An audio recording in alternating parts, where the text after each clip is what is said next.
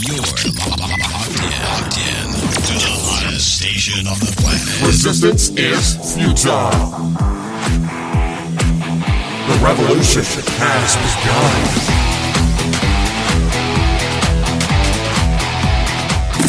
You're listening to Rebelpreneur Radio, helping you break the rules and build the business you need for the life you want. And now, broadcasting his pirate signal from somewhere beyond the status quo, here's your host, best-selling author, marketing and media strategist, Ralph Brogden. Hello and welcome to Rebelpreneur Radio. It's the show that helps you build the business you need so you can live the life you want. I'm Ralph Brogden. As we think about building that business that we need so that we can live the life that we want, what I'm trying to get across is that there is a purpose and a reason for your business beyond just making money. Now, making money is important because it's the money that helps you to create the life that you want and to do the good things that you want to do for your family and your friends. I get that.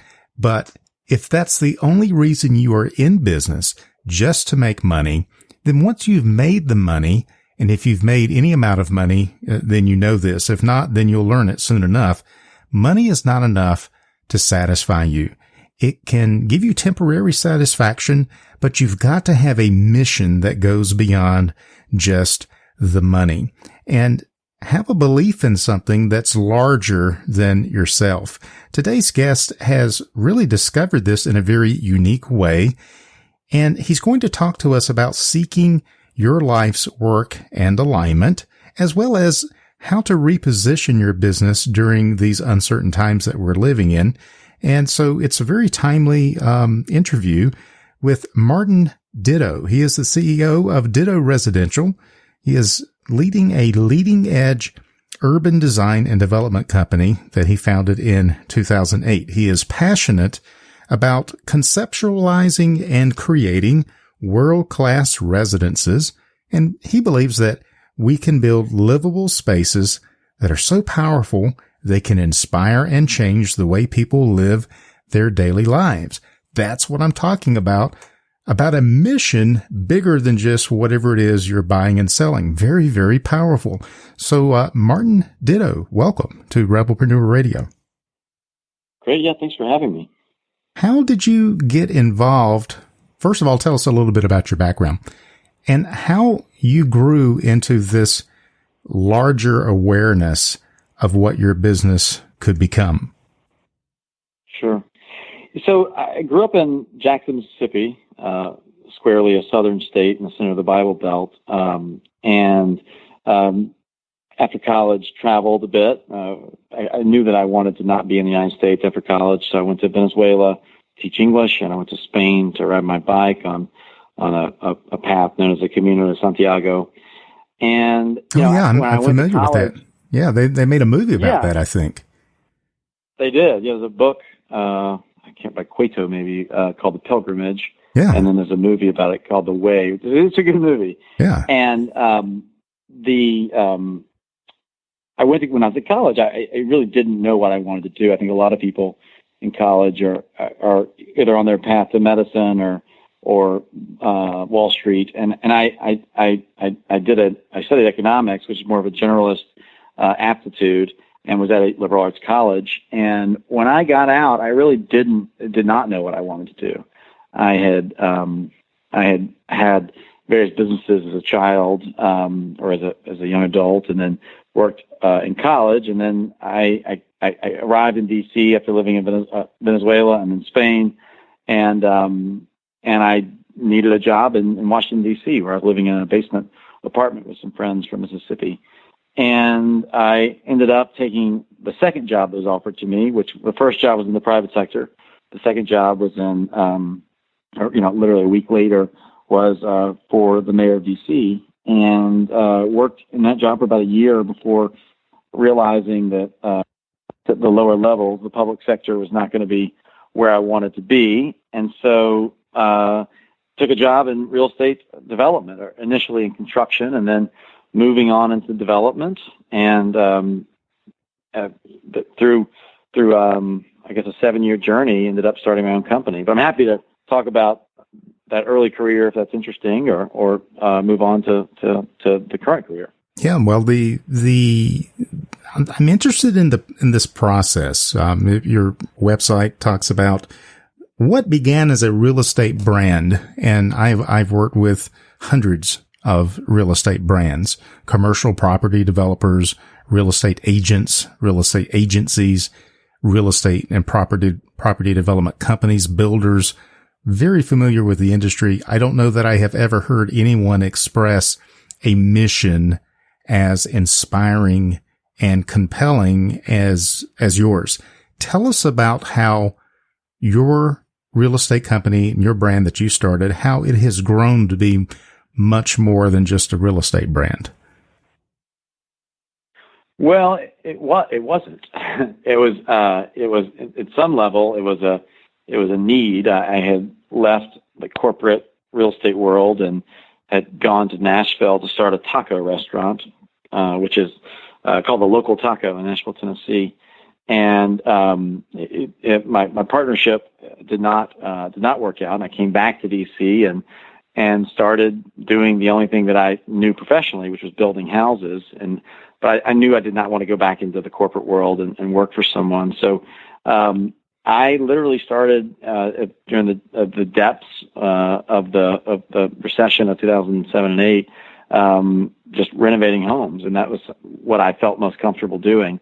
And there was, at that time, I wanted to be successful. I remember telling friends, or at least friends told me later, that I would repeat this idea that I wanted to create a platform, and the platform was not really to accomplish anything specific, but rather to accomplish whatever would interest me. And I wanted to create something that would be scalable. And I don't really remember all the details around that, but that it aligns with my thinking even today. So as I began to build the company, little things started to pop up that kind of were trailblazers for me to follow, around design initially, and building, renovating houses that had a design edge.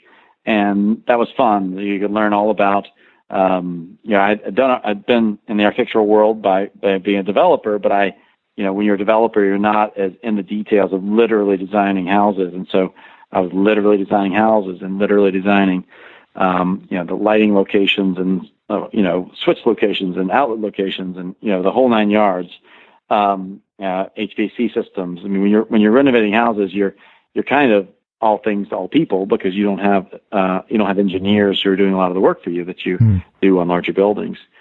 So the design led to an interest in brand, because I knew that, if you have good design, that's great. But if you have a brand to go along with that good design, a good product, you can get more value for it. And so continue to build Ditto as a brand, and then moved on to decide, what the design and brand give you. It gives you an opportunity to create lifestyle. So started to think about our brand as more of a lifestyle brand.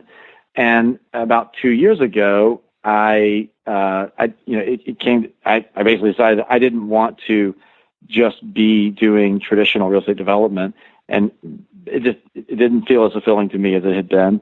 And so started to think about real estate more as a service, right? Started thinking about real estate more as less about bricks and sticks and bricks and kind of the equity side of things, and more about real estate as an experience. And so that's kind of that leads us to where we are today, and that's kind of the path that got me there. But I guess to answer your question, I did, where I am today is not where I was a year ago. It hasn't been a linear path. It's been a trial and error, and one of the central tenets of the company, the firm that we built is this idea of constant iterative improvement, and it's just a way to continue to evaluate where you are, where you're going, and that's been central to the firm since we built it, I guess 12 years ago. I love the concept of what you're doing and how this evolved. It wasn't something that you sat down with a marketing strategist and says, okay, we need to come up with a really compelling mission statement today. This was something that was evolved and created out of a desire to do more than just the typical real estate development. You've created a mission that says, in part, that you want to create spaces and experiences to help people live happier, healthier lives. You have changed the way you view real estate from, as you said, sticks and bricks, to real estate as a service, helping people to live, because let's face it, we spend most of our time in our homes, and especially and we're doing this in 2020 in the midst of a pandemic. We're really spending a lot of time in our homes. And so you have found a way to tap into the human side of what you're doing beyond just the physical planning and building of a thing. And what I'm getting at is you have figured out a way not to just be a commodity, not just to be another real estate company, not just to be another property developer, but to find a way to positively impact people's lives. And that kind of segues into what we're talking about in terms of repositioning your business during these uncertain times. You've done that. You've been repositioning your business. How does that work? How should we think about this in terms of what's going on in the world today? How do we need to reposition our business to survive and to thrive during these really crazy times that we're living in? I think that radical repositionings are dangerous because we never know what we're going to get when you change all the formulas and all the variables.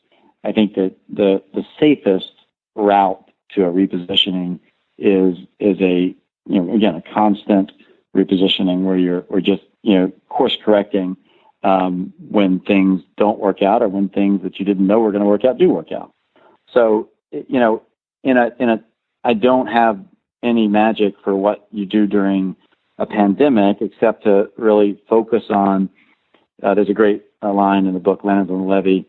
I can't quote it, but it basically go back to what the basic human needs, which are the need for community, need for health and wellness, and to define health and wellness. And I define health not as physical health, but mental and physical, emotional, spiritual, all of those things. So I think that in a time like today, when you don't know which way the winds of change in terms of fads and design are changing, but we do know that there's a constant arc towards humanity. Humanity's need to be healthy, and I guess one could argue that we're in that kind of in a strange time right now where you don't know whether humanity is getting healthier or not. I don't believe that.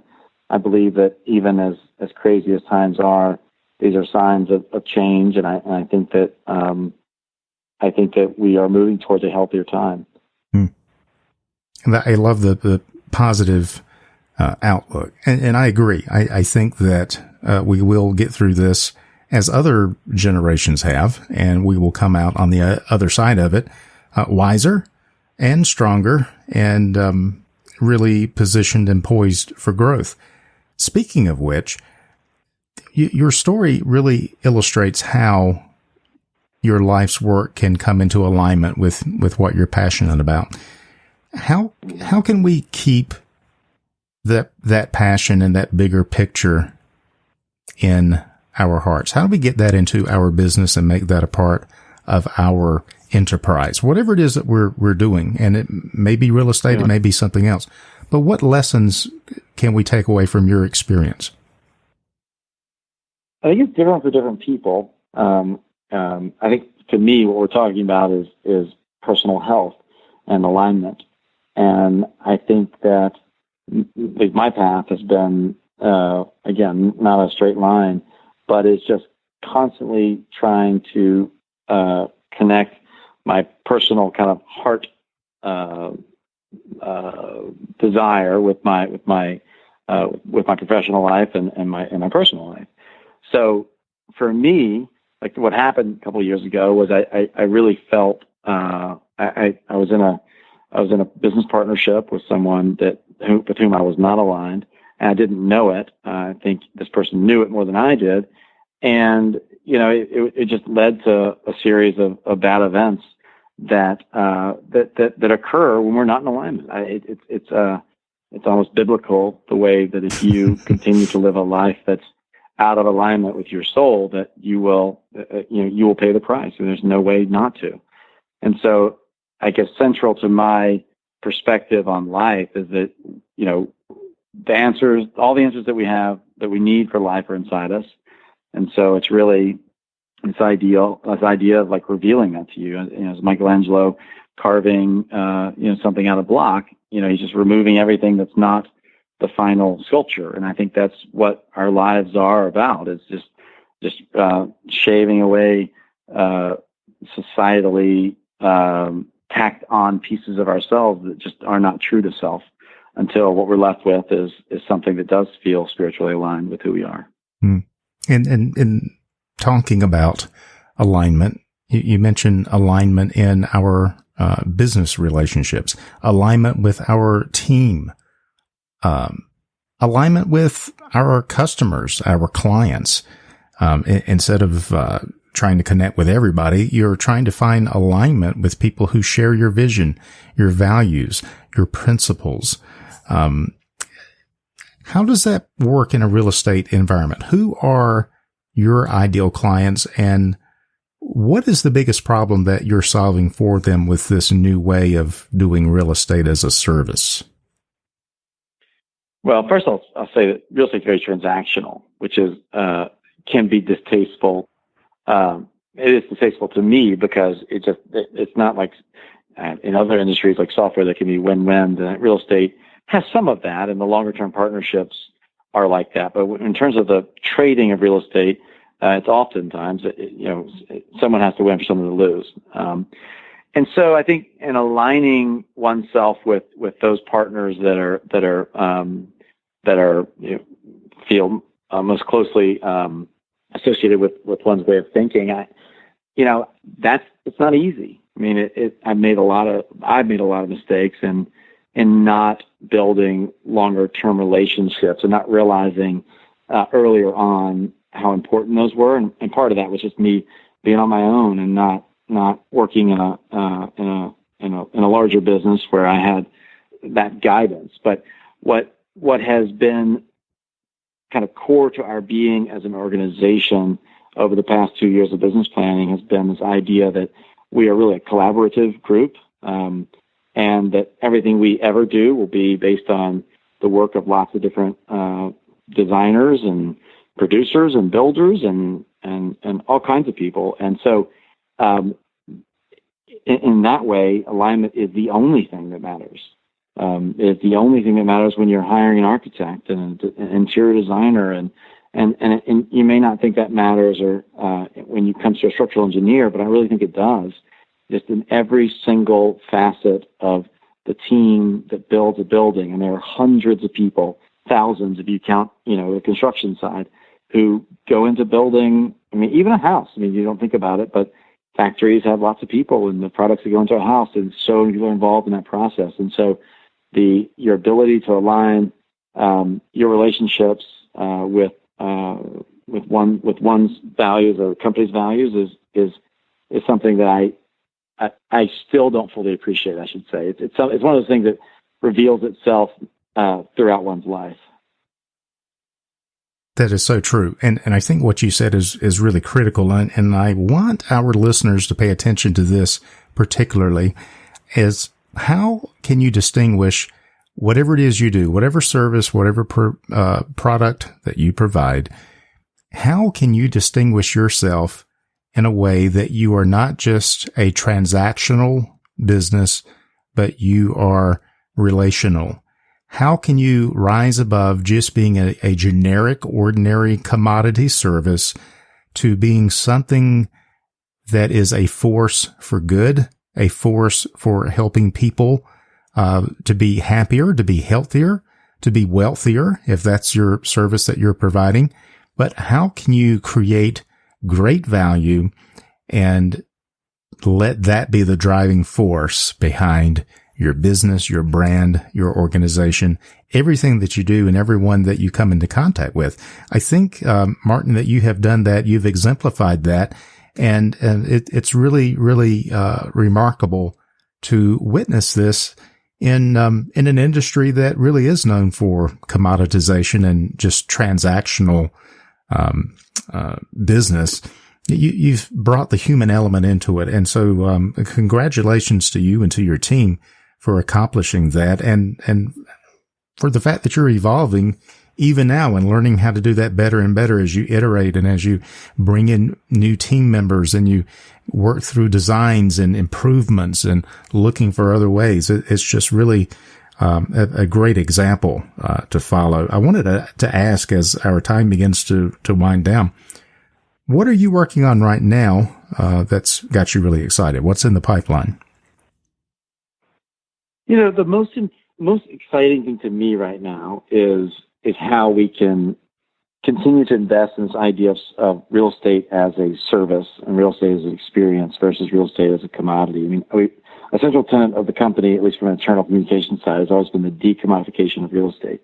That's not something that sells well in the condo world, but it is something that internally we talk about a lot, because it's how we can show ourselves through our work. And this idea that, like, if you're able to present yourself in a way that is most true to your soul, your heart, or whatever. Everyone has a different term from that, depending on how woo-woo you are. But to show yourself in the most accurate and authentic way is the way I think that even in business we can be most successful. So for us, that's just been, I am the namesake of the firm, obviously, and also the leader from a design perspective, but it's also my job to through coaching, and I've been through so many coaching sessions with amazing teachers for many years, and my job is to help people become their best self. And I don't say that I say that in the most committed way that I can. I really believe that. I believe it, and it can be self-serving. I mean, if I help everyone in my company really feel into their own personal power and superstar abilities, then we will be most successful. It just so happens that we'll be most happy, and we'll be have the less amount of stress, and we'll have great communication. Everything kind of like that's the alignment, right? So if you can set the sales for what we can agree on is a good corporate strategy and personality, and then trying to align all of your team members and other third party people. That to me is the best way to create value in what you do, and in our case, that's in brand, and that's in buildings, and that's in product, and ultimately in investing, and then an experience for our residents. Excellent words of wisdom from Martin Ditto. He is the CEO of Ditto Residential, a leading-edge urban design and development company founded in 2008. He is passionate about conceptualizing and creating world-class residences, and he believes that we can build livable spaces that are so powerful they can inspire and change the way people live their daily lives. Now, if you want to find out more, go to dittodc.com, and we will have that link on the Rebelpreneur website as well. Martin, it's been a real pleasure to chat with you. Thank you so much for sharing your wisdom with us here on Rebelpreneur Radio. I really appreciate it. Thanks so much. I enjoyed it. You've been listening to Rebelpreneur Radio with Ralph Brogden. Download the show notes and much more at rebelpreneur.com.